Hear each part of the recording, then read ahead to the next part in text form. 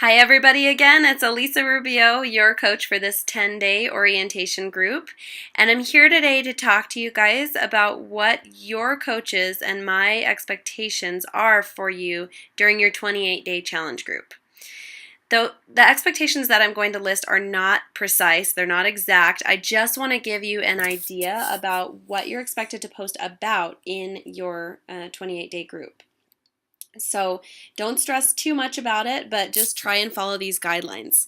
We'd like each of you to post daily in your challenge group about what workout you did and how you did. Whether you had to modify or if you nailed it or how hard all those burpees were or, whether you seemed to have twisted an ankle or something, just tell us how it went that day.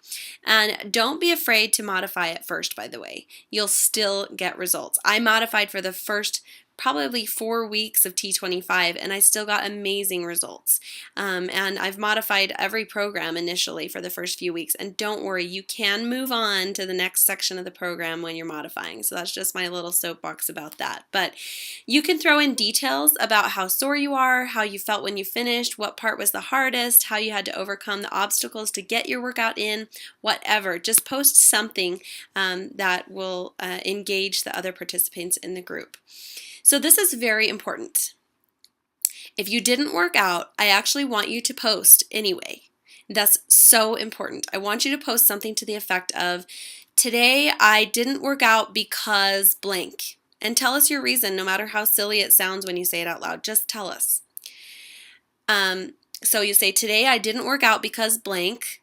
Next time this happens, to avoid this outcome, I will blank. So just something similar to, gosh, today I didn't get a workout in because I slept in, and then my kids had to go to soccer practice, and by then it was time for dinner, and I didn't have any time until my husband and I went on a date, and there was just no time. Just write that down. That's fine. Write it down and say, to avoid this outcome in the future, I will set 2 alarm clocks.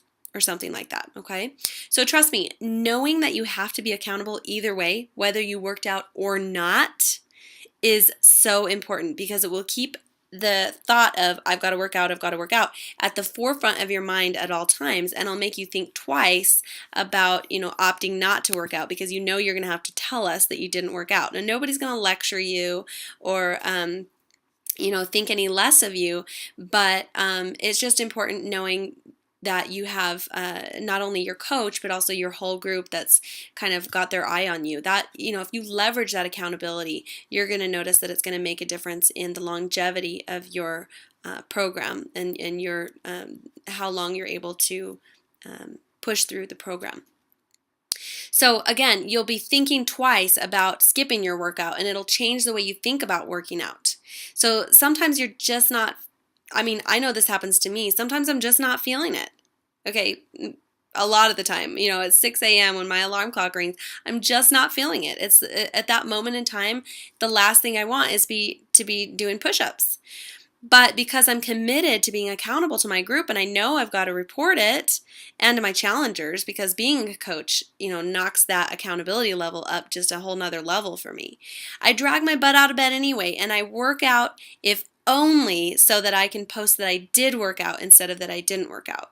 So just having to post every day regardless takes that accountability up one notch higher so that you're much more likely to stick to your plan. I'd like to have you post in your challenge group. Now, not this group. Remember, your challenge group is where you're posting. Approximately 3 Shakeology meals a week. Tell us your recipes. Tell us how you liked it. Give us a silly picture of you drinking your Shakeology, whatever. And talk a little bit a couple times a week about any clean eating meals you're having or good choices that you're making for your nutrition. And again, you can also post recipes or screenshots of your MyFitnessPal calorie counter app, and tell us your critique of how it tasted and what you might do differently next time. Just something, again, that will engage the other challengers. Hey, what was your recipe? How did you like that? Have you ever tried substituting this? Engage each other. Other things that you can share in your challenge group would be on and off scale victories. Are you fitting in a smaller size? Did you increase your weights on your workout? Are you able to do more push ups in a row than you were before? Um, did you do the burnout without stopping? Are you able to reach your toes now? Anything you think that your fellow challengers would pat you on the back for. We celebrate everything together in this group, and we love to hear about on and off scale victories. So let us know.